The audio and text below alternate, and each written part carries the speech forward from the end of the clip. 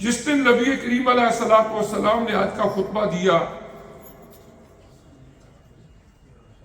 عرفات کا میدان تھا، جمعۃ المبارک کا دن تھا، ذوالحج کی 9 تاریخ تھی اور اسلامی سال کا 10واں سال تھا، یعنی ہجرت کے بعد 10واں سال تھا۔ تو اس طرح نبی کریم علیہ السلام نے وہ خطبہ ارشاد فرمایا۔ ایک تو آپ نے اس کے اندر بحیثیت انسان جو ایک مساوات ہے اور اخوت ہے اس کا ذکر فرمایا کہ بنیادی طور پر جتنے بھی انسان ہیں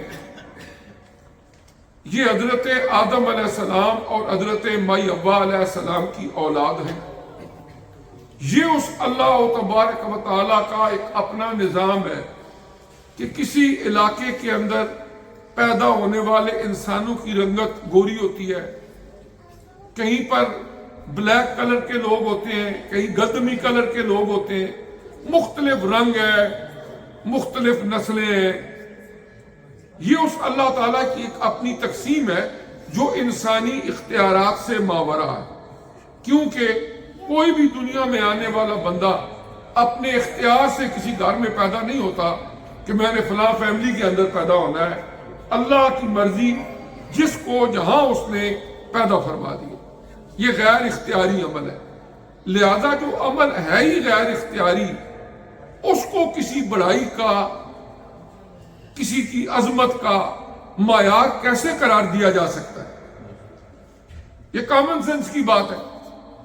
اس لیے نبی کریم صلی اللہ علیہ وسلم نے فرمایا لا فخر لعربی علی عجمی ولا لعجمی علی عربی ولا لاحمر علی اسود ولا لاسود علی احمر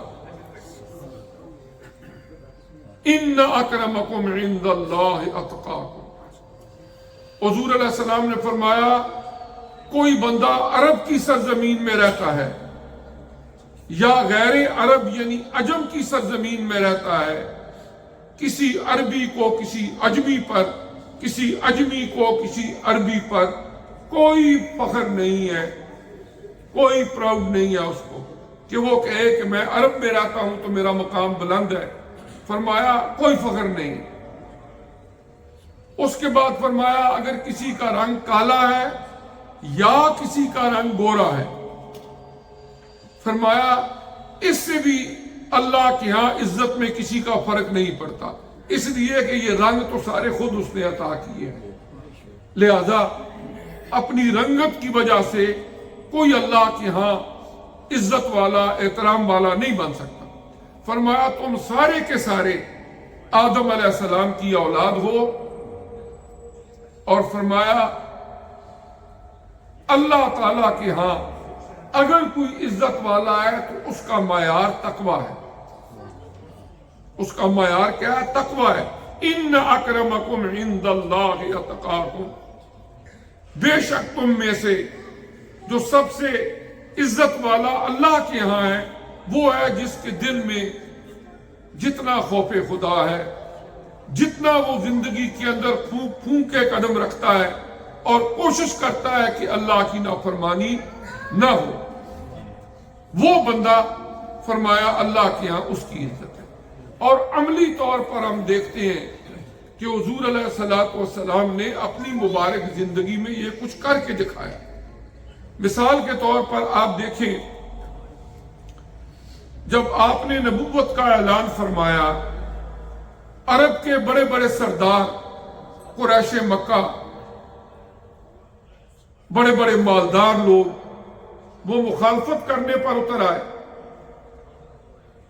کچھ لوگ وہ تھے جو سرزمین عرب کے رہنے والے نہیں تھے، باہر کے رہنے والے تھے، عجمی تھے،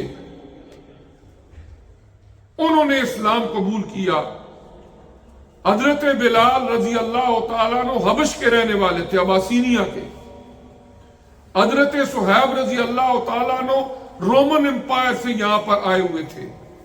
حضرت سیدنا سلمان رضی اللہ تعالیٰ عنہ پرشیا سے آئے ہوئے تھے، ایران سے آئے ہوئے تھے، لیکن جس وقت انہوں نے اسلام قبول کر لیا، جو عرب کے رہنے والے لوگ تھے جنہیں یہ دولت ایمان نصیب نہیں ہوئی، اللہ کریم نے ان کو اعلیٰ درجے عطا فرما دی۔ حضور علیہ السلام نے مسجد نبوی کے اندر جب مؤذن کا تقرر کیا تو آپ کی نظر انتخاب حضرت سیدنا بلال رضی اللہ تعالیٰ عنہ پر پڑی، جو کہ رنگ کے کالے تھے، غلام سے آزاد ہوئے تھے، مال و دولت بھی زیادہ نہیں تھا، لیکن دل کے اندر اللہ اور اس کے پیارے حبیب صلی اللہ علیہ وسلم کی محبت تھی۔